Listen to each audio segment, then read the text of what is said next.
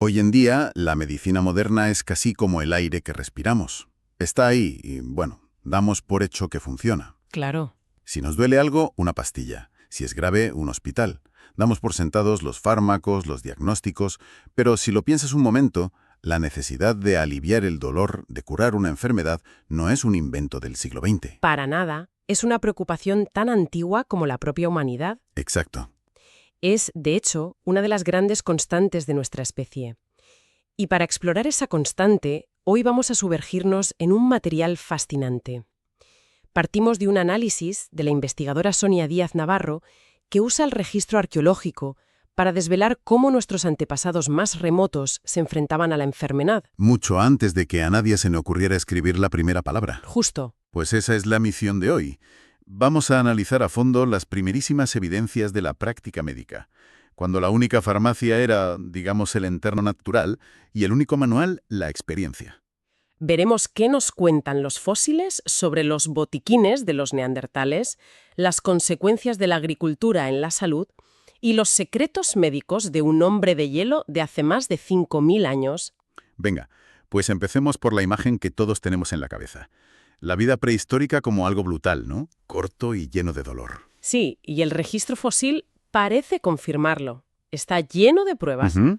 Huesos con fracturas terribles que, sin embargo, llegaron a curar, vértebras deformadas por la artritis, problemas dentales. Tanto en neandertales como en los primeros Homo sapiens.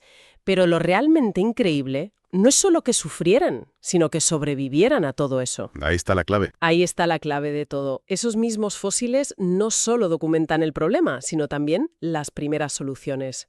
Nos dan las pistas para entender cómo mitigaban ese dolor. ¿No eran sujetos pasivos? Para nada. Actuaban, y la respuesta más antigua, la más instintiva, fue recurrir a lo que tenían a su alrededor: las plantas. Y aquí es donde la historia se pone realmente interesante. El material que analizamos hoy destaca un caso que parece sacado de una novela de detectives, la cueva de El Cidrón en Asturias. Es que lo que han descubierto allí, analizando los restos de los neandertales, es sencillamente asombroso. Cambia por completo el paradigma. ¿Qué es lo que han encontrado exactamente? Pues, a ver, analizando el sarro dental, que es como una cápsula del tiempo de lo que comían, han demostrado que consumían de forma consciente lo que hoy llamaríamos analgésicos y antibióticos naturales. ¿En serio? Sí, sí. En sus dientes han encontrado restos moleculares de camomila, que es conocida por sus propiedades calmantes, y de brotes de álamo. Y estos brotes son ricos en ácido salicílico. Espera un momento. ¿Has dicho ácido salicílico? ¿Me estás diciendo que eso tiene que ver con la aspirina que compramos hoy en la farmacia? Exactamente la misma base química. Es el principio activo natural de la aspirina. Y por si fuera poco, en el sarro de uno de los individuos, que además tenía un absceso dental que debía ser dolorosísimo, Uf, encontraron también restos del hongo penicillium. no puede ser. El hongo del que se obtiene la penicilina. Esto es alucinante. Pero, a ver, esto implica que tenían un sistema de ensayo y error, o que transmitían este conocimiento. No es solo que encontraron un hongo por casualidad. Esa es la gran pregunta. Y todo apunta a que sí. La probabilidad de que un individuo con una infección bacteriana consuma por puro azar justo el hongo que produce un antibiótico es bajísima. Claro. Esto sugiere un conocimiento empírico acumulado. No sabían de bacterias ni de moléculas, por supuesto, pero a través de la observación, de probar y ver qué funcionaba, habían llegado a la conclusión de que esta planta alivia el dolor o este moho ayuda con las heridas. Es un conocimiento sofisticado, transmitido culturalmente. Exacto. Es increíble ese nivel de conocimiento botánico. Pero claro, ese conocimiento se enfrentó a un desafío completamente nuevo, con la agricultura, en el Neolítico. Porque ahí, paradójicamente, la cosa se complicó, ¿verdad? Se complicó enormemente. La llegada del Neolítico fue una auténtica paradoja para la salud humana. Uno piensa en la agricultura como un gran avance, y lo fue, pero Pero para la salud del día a día fue una tormenta perfecta. La salud general, de hecho, empeoró. qué curioso, uno se imagina al agricultor neolítico como el colmo de la vida sana, con su huerto y su vida tranquila. Pues justo al revés. El progreso siempre tiene una cara B. Totalmente. Las causas se acumularon. Primero, el sedentarismo debilitó los huesos. Segundo, la convivencia constante con animales domésticos provocó el salto de un sinfín de enfermedades, las zoonosis. Claro. Tercero, la dieta se volvió menos variada, muy centrada en cereales, lo que disparó las caries. Y por último, al vivir más gente junta en aldeas, cualquier infección se convertía en epidemia. El resultado fue una explosión de patologías, me imagino. Una explosión. Infecciones, problemas de articulaciones, parásitos, un panorama desolador. Pero aquí viene lo sorprendente. A la vez que la salud empeoraba, las respuestas médicas se volvían mucho más complejas. Es como si la necesidad hubiera agudizado el ingenio. Exacto. La presión sanitaria obligó a innovar. Y las pruebas arqueológicas son contundentes. Vemos aparecer prácticas que demuestran un conocimiento del cuerpo que va mucho más allá de masticar unas hierbas. ¿Cómo cuáles? El ejemplo más espectacular son las trepanaciones craneales. Cirugía cerebral prehistórica. Suena a ciencia ficción, pero ¿cómo lo hacían? ¿Sobrevivían a eso? Usaban herramientas de sílex muy afiladas, por raspado o incisión, y sí, la tasa de supervivencia era sorprendentemente alta en algunos lugares. Increíble. Encontramos muchos cráneos con los bordes de la herida cicatrizados, lo que significa que la persona vivió meses o incluso años después, aunque no siempre salía bien, claro.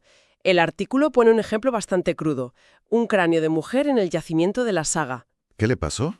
Le hicieron una trepanación y, por la ausencia de regeneración ósea, sabemos que no sobrevivió. Pero el mero hecho de intentarlo, de abrir el cráneo para quizá aliviar la presión de un golpe, nos habla de una nueva y audaz forma de medicina. Y esto nos lleva a una pregunta inevitable. ¿Estamos hablando de un fenómeno puramente europeo? ¿O esta explosión de conocimiento fue una respuesta más universal? Fue una respuesta universal, y el material de análisis nos da un ejemplo fantástico para demostrarlo, llevándonos a miles de kilómetros, a Brasil, a la cueva de Boqueirão de Pedra Furada. ¿A Brasil? ¿Y qué encontraron allí para poder afirmarlo con tanta seguridad? Pues algo que nos da una visión increíblemente íntima de su dieta y su salud. Heces humanas fosilizadas de hace 8.000 años. Coprolitos. Exacto, coprolitos. Me imagino que analizar eso no debe ser la parte más glamurosa de la arqueología, pero la información debe ser oro puro. Quizá no huele muy bien, pero es una fuente de datos espectacular. El análisis demostró que los pobladores de esa cueva tenían un conocimiento botánico de su entorno realmente extraordinario. Ajá. Y aquí está lo interesante. No es solo que usaran plantas, sino que eran plantas completamente distintas a las europeas, adaptadas a su ecosistema. No necesitaban álamos, tenían sus propias aspirinas amazónicas.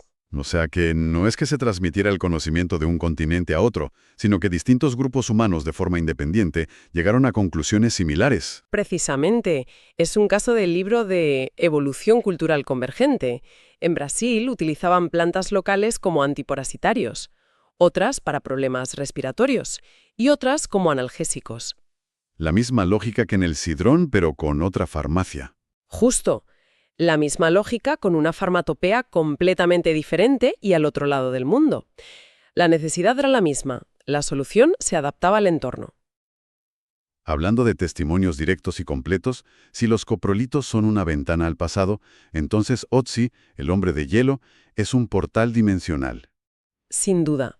Su cuerpo, momificado en un glaciar de los Alpes hace 5.300 años, es la cápsula del tiempo médica más increíble que poseemos. Es el paciente prehistórico mejor estudiado de la historia. Y su historial clínico debe ser un reflejo brutal de la dureza de la vida en esa época. Los análisis nos han permitido reconstruir su salud con un nivel de detalle que era impensable. Venga, detalla el diagnóstico completo de Otzi. ¿Qué tenía? La lista es larga. Padecía una artritis avanzada en la cadera, las rodillas y la columna. Tenía aterosclerosis. Sus pulmones estaban ennegrecidos por inhalar humo de las hogueras. Sufría de caries y periodontitis severa.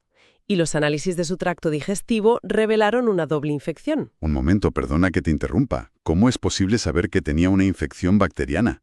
¿Se conserva el ADN de una bacteria durante 5.000 años? Sí, Esa es una de las maravillas de su estado de conservación.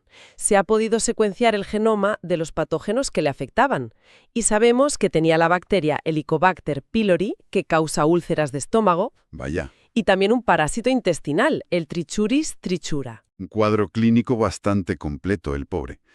Pero lo que me parece absolutamente alucinante de Otzi no es solo lo enfermo que estaba, es que literalmente llevaba su propio botiquín encima. Exacto. Y eso nos demuestra que era consciente de sus dolencias y las trataba activamente. Entre su equipamiento se encontraron dos elementos botánicos clave. El primero, dos tiras de cuero en las que llevaba ensartados trozos de un hongo, el poliporo de abedul. Y estamos seguros de que era una medicina. No podría ser simplemente comida o algo para encender fuego. Es una pregunta lógica, pero en este caso la evidencia es muy fuerte. Primero, este hongo es incomestible, muy amargo. Segundo, tiene potentes propiedades laxantes y sobre todo antihelmínticas, Es decir, que combate los parásitos intestinales. justo como el que él padecía. La conexión entre su dolencia y el remedio que portaba es demasiado directa para ser una coincidencia. Se estaba automedicando para sus parásitos. Es increíble. ¿Y qué más llevaba en su botiquín? También se encontraron restos de un helecho con propiedades similares. Pero quizá la prueba más visual y sorprendente de sus intentos por aliviar el dolor no estaba en su bolsa, sino grabada en su propia piel. Los tatuajes. Sus tatuajes. Más de 60, repartidos por todo el cuerpo. Pequeñas líneas y cruces. Y lo llamativo es la ubicación, ¿verdad? Exacto. No parecen decorativos, se concentran con una precisión asombrosa justo sobre las articulaciones y zonas de la espalda más castigadas por su artritis. O sea que se tatuaba donde le dolía. Todo apunta a que tenían un uso terapéutico, una especie de acupresión u acupuntura prehistórica para aliviar sus dolores crónicos. Hay otro aspecto que el material que analizamos pone sobre la mesa y que a mí me parece fascinante, el uso de sustancias psicoactivas. Tendemos a pensar en esto como algo moderno, Modernísimo. Sí, y la realidad es muy distinta. verdad. Muchísimo. La búsqueda de estados alterados de conciencia es tan antigua como la búsqueda de alivio para el dolor. Plantas como la dormidera, de la que se extrae el opio, la efedra, el beleño, aparecen en numerosos yacimientos prehistóricos y casi siempre en contextos que podríamos llamar rituales. ¿A qué te refieres con contextos rituales? Pues que se encuentran en tumbas, en depósitos ceremoniales, en cuevas con arte rupestre.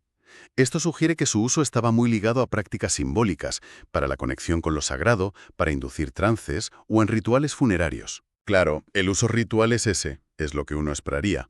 Pero, conociendo sus potentes propiedades, sobre todo analgésicas en el caso de la dormidera, Ajá. no se les ocurriría usarlas para algo más práctico. Para el dolor extremo, por ejemplo. Esa es la pregunta del millón. Y el artículo presenta un caso que es casi una prueba de detective y que apunta claramente en esa dirección. Nos vamos al yacimiento de Can Tintorer, en Barcelona. A ver. Allí se encontró el cráneo de un hombre de mediana edad que había sido sometido no a una, sino a 2 trepanaciones. 2 cirugías en el cráneo. Sin anestesia moderna, el dolor tuvo que ser algo inimaginable. Inimaginable. Y aquí viene el dato crucial que lo cambia todo. De todos los individuos encontrados en ese yacimiento, ese hombre es el único en cuyo organismo se han encontrado evidencias químicas de consumo de adormidera. No me digas. Y la conclusión, aunque no se puede probar al 100%, es muy potente y difícil de refutar. Que no se la dieron para un ritual, sino como un potentísimo calmante o analgésico para poder soportar la operación. Y la recuperación posterior. Estaban usando el opio como anestesia quirúrgica. Todo apunta en esa dirección. Es una de las evidencias más claras y tempranas de un uso puramente médico, farmacológico, de una sustancia psicoactiva en la prehistoria. La línea entre lo ritual y lo terapéutico era seguramente muy difusa, pero aquí el propósito parece inequívocamente sanitario. Haciendo un resumen de todo este recorrido, es realmente impresionante. Hemos pasado de los neandertales del sidrón, usando sin saberlo, los principios de la aspirina y la penicilina, Sí, para la gran paradoja del neolítico donde una peor salud impulsó una medicina más compleja. Hemos visto el botiquín personal y los tatuajes de Otzi, y hemos llegado al posible uso de la adormidera como anestésico. es que la búsqueda de alivio es sin duda una de las grandes constantes humanas. Totalmente. Y lo más fascinante es cómo ese pasado remoto conecta directamente con nuestro presente. Muchos de aquellos recursos vegetales, descubiertos por pura observación y ensayo-error, siguen siendo hoy la base de la farmacología moderna. No es una simple anécdota histórica. Para nada. Es el cimiento sobre el que se construye nuestra medicina. Ponnos algunos ejemplos concretos de ese legado. Claro, los salicilatos de las cortezas de los árboles, como los que usaban en el sidrón, dieron lugar al desarrollo de la aspirina. Los hongos del género Penicillium fueron el origen de los antibióticos. La medicina del siglo XX. Exacto. Y plantas como la efedra siguen siendo fuente de fármacos respiratorios. Y, por supuesto, la adormidera es la base de toda la familia de analgésicos opiáceos, desde la morfina a la codeína. La farmacia moderna está construida sobre los hombros de esos observadores prehistóricos. Entonces, para terminar, el análisis nos recuerda que la medicina, en su esencia más humana, no nace con la escritura o con Hipócrates. Nace mucho antes, con la necesidad de comprender el cuerpo y de calmar el sufrimiento. Exacto. Y esto nos deja con una reflexión final para darle vueltas. Si estas primeras formas de medicina se basaban en la observación empírica, en el cuidado paciente y en un conocimiento profundísimo del entorno natural, cabe preguntarse: ¿Qué nos estamos perdiendo? ¿pasando por alto o necesitamos revalorizar en nuestra era de medicina altamente tecnológica y súper especializada?